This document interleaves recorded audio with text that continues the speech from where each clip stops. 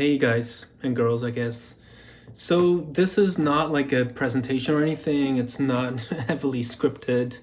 Um, I feel a bit self-conscious about my pandemic haircut. I have an event coming up with Real Vision, so by then I'll make sure it's all buttoned up. But yeah, I wanted to share a few things that I don't really have another way to do. I guess I could write an essay, but it seems like that would take so long. They don't really fit in like the podcast that I usually do, and also I don't like the idea of a tweet storm.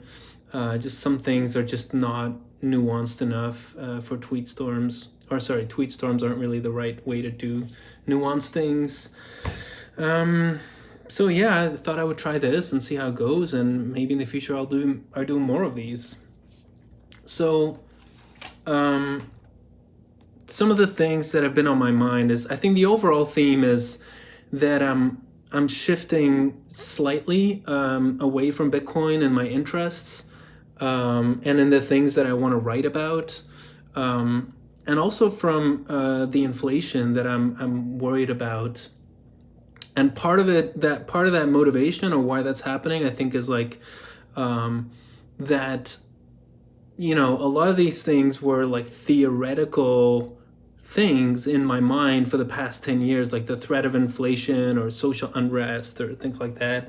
And now, like, it's actually starting to happen. And it just kind of feels like it's become my day-to-day job to deal with that stuff. And so maybe similar to like, how an ER doctor is not really excited to go and watch House if he's at home and wants to relax. He's not gonna watch a television show about hospitals. So maybe similarly, I just feel less excited than I have in the past years to write a lot about kind of financial affairs and things like that, and the economy in the short term, because I feel like it's kind of my job now. Doesn't mean that I'm gonna back away entirely, but I do expect not that it matters a lot, but sometimes I look at it.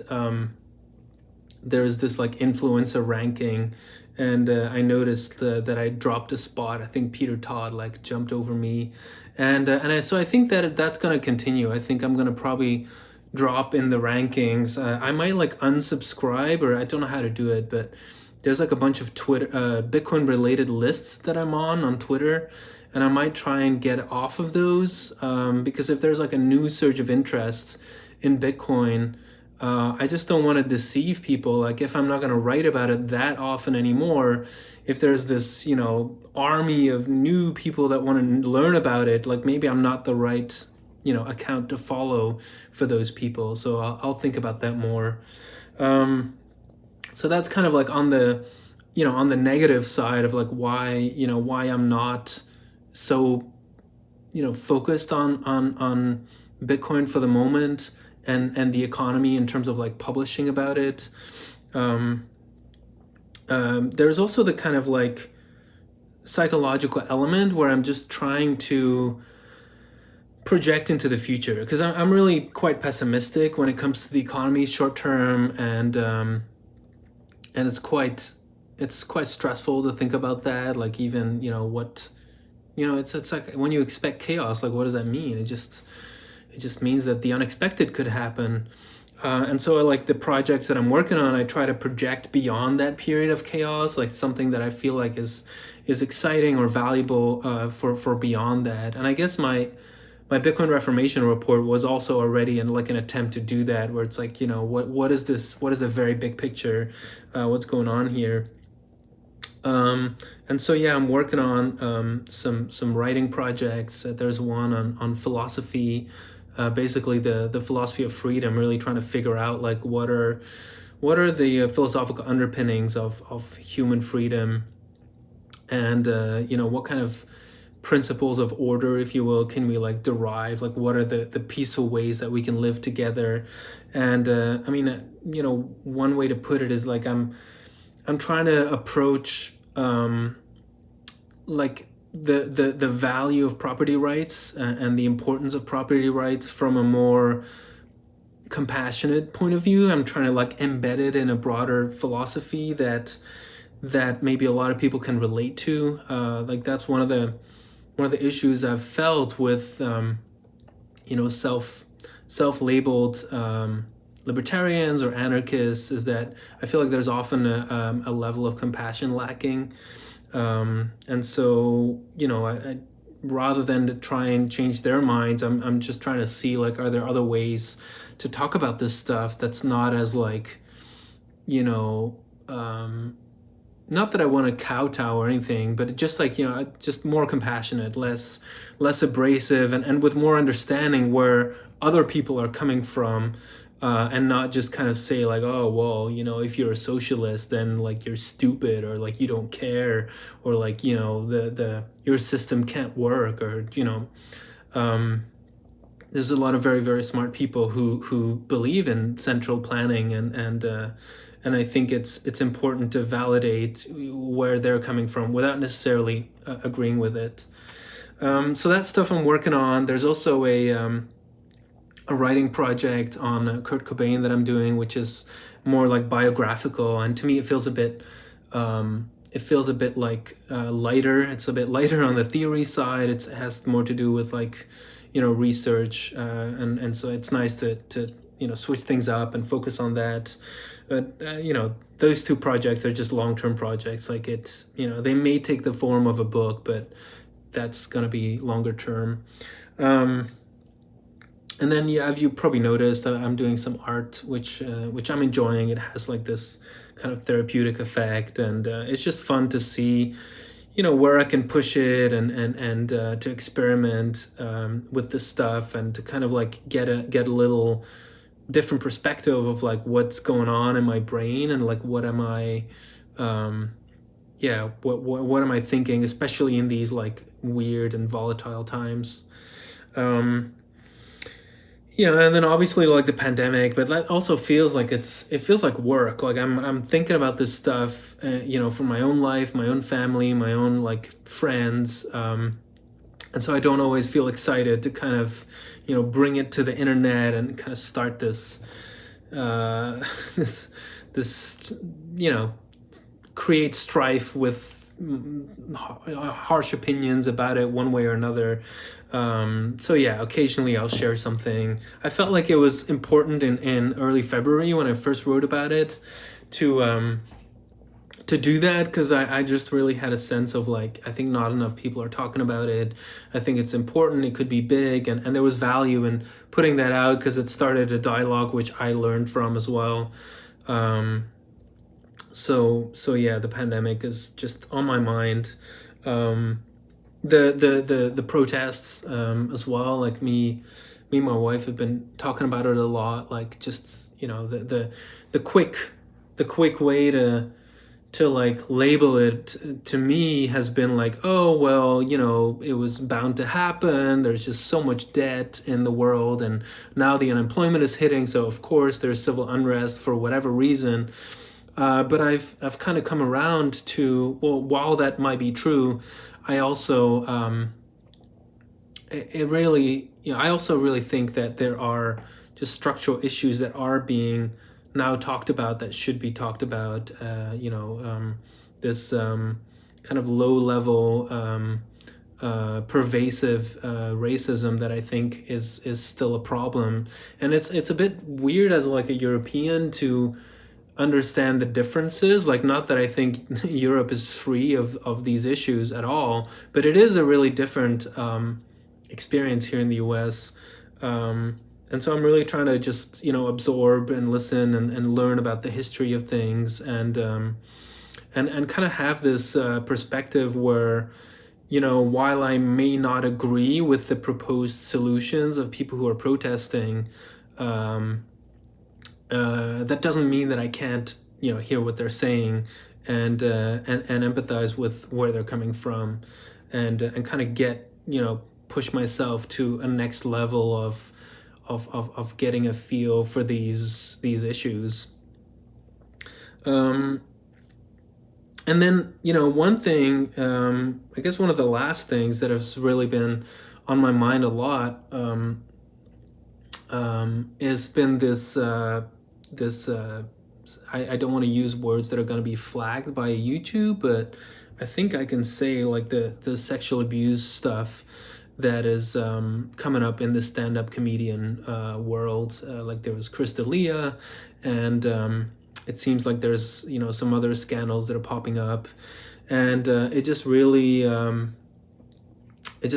kind of bothered me a lot. I did like a lot of reading about it, and I think just what alarmed me was not just like, oh yeah, there are predators out there, which is kind of like, yeah, obvious. It was, I was alarmed that I didn't immediately see it coming in the LA scene, even though I had been kind of grossed out by some things that I'd heard.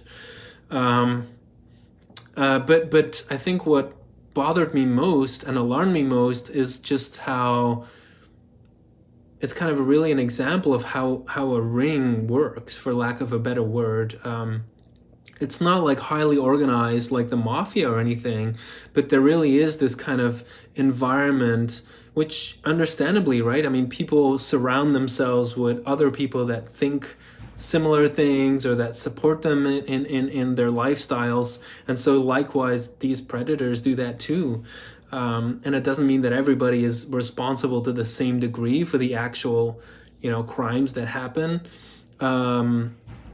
But it just was like, I don't know, all of a sudden it's like,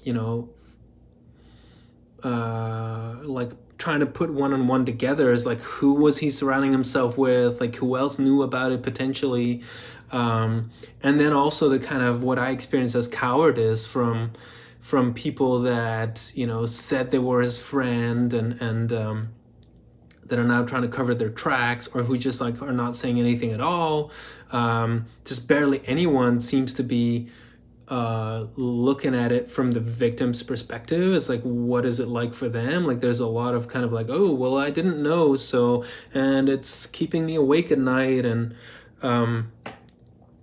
so yeah, it's, and then there's like, I guess intellectually, I'm just also interested in how these things interrelate. Like there were the church scandals, and apparently the many scandals, obviously, Me Too, but apparently the Larry Nassar scandal, which was with the American Gymnastics Association. Like he was a doctor there, and he abused lots, like dozens of girls over the years. And I think that hit in like 2017, 18.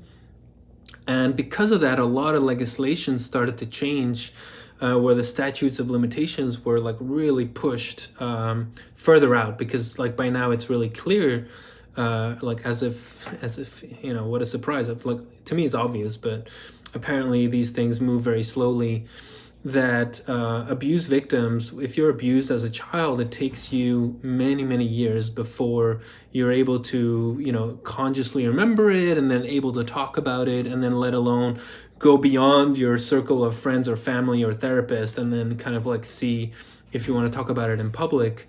I saw some study that said that the mean age of disclosure for sexual abuse victims is 48 years old. So obviously, if you have a statute of limitation where these things expire like 10 years after the fact, then 90% of the cases are never even going to be seen in a court. So now in a lot of states in the US that those are, and I think internationally too, those limitations are being pushed. And so I think that's why some of these victims feel more emboldened to now, stand up, because they can actually take it somewhere in a court and credibly accuse someone in the legal realm. So yeah, I don't know. I mean, so I'm gonna be like, not that I want to become an activist, I don't think. Like I always like to just, see what it is that I learn and share that somehow. Like I don't really like slogan-esque, like hitting on the same issues or conclusions, or sharing a lot of memes, although they can be fun. So I don't think that's gonna happen, but I do think gradually I will share more about this stuff, and kind of make my internet presence just a little bit more of an extension of my just my interests, like my natural interests. and I think that might mean that I could lose a whole bunch of followers who were just there for the Bitcoin stuff, and that's okay. Like, I'm really okay with that. Obviously, I think Bitcoin is the biggest global macroeconomic event that's going on and that will go on for the next few decades. So for sure, I'm not gonna take my eye off that ball. But yeah, it's kind of like just this new world. I just don't want to get to a place where I feel like I'm doing a part, and the part that I'm less and less enjoying. I just want to be myself, and see where things go. And in general, I just always have felt like a lot of kinship with the underdog, or whoever I experience as the underdog, or the kind of the fringe voices. Like, I was involved with the startup of sub schools that are still incredibly small, and I've done some other things that were just really on the edge, and Bitcoin felt like that to me as well. And now I feel like Bitcoin is growing up, like it's really getting into its own, and there's so many incredibly talented people involved in building it and promoting it. And so I feel like